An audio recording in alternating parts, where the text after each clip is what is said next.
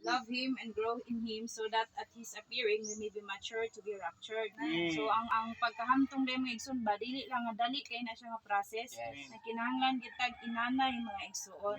So kung unsa atong makaon, mao pud na mugula sa atong baba mga igsoon. So praise the Lord, nga gitudloan ta diri ba nga Lord Jesus, sa to dayong pagpangalagad, na kinahanglan gyud ay una nga kita mo sinati sa kadato ni Kristo mga igsoon. Amen. Salamat sa Ginoo nga kita isip mga bahin sa lawas, na kinahanglan gyud tag pagduol sa Ginoo mga igsoon. So gipakita diri ba nga kinahanglan lang gyud nga day by day we should be one spirit with the Lord. So muliso lang gyud ta sa tong espiritu mga igsoon. Karon dai ma-experience nato ang iyang riches mga igsoon. So praise the Lord ba nga kinahanglan di ay na sa ato ang pagkinabuhi. O Lord Jesus, muduol kita sa Ginoo mga igsoon. So kay kung dili man gud nato siya ma-experience in a full way mga igsoon, maluya gyud ang ato ang daily living mga igsoon. So kung naatay pagduol siyang pulong, ang Ginoo pud ba magdihog sa atong sulod mga igsoon.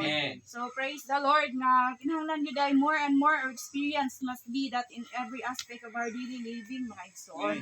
So sa ato ang pagkinabuhi mga igsoon ba, dili gyud unta kini mahimong doktrina or teorya ba mga igsoon.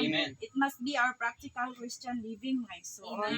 So kay kita isip mga bahin sa lawas, naaman ta sa sukaranan mga igsoon. So kay ang uban man gud nga kahimtang mga igsoon sa tawo nga sa kalibutanon, ang ilang tan-aw ni isang dayag lang mangyud mga igsoon.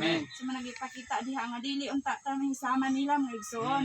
Ang doktrina lang man ang ilang ginatagad. Salamat sa Ginoo nga ato ang gipahimuslan is ang kinabuhi gyud ni Kristo mga igsoon.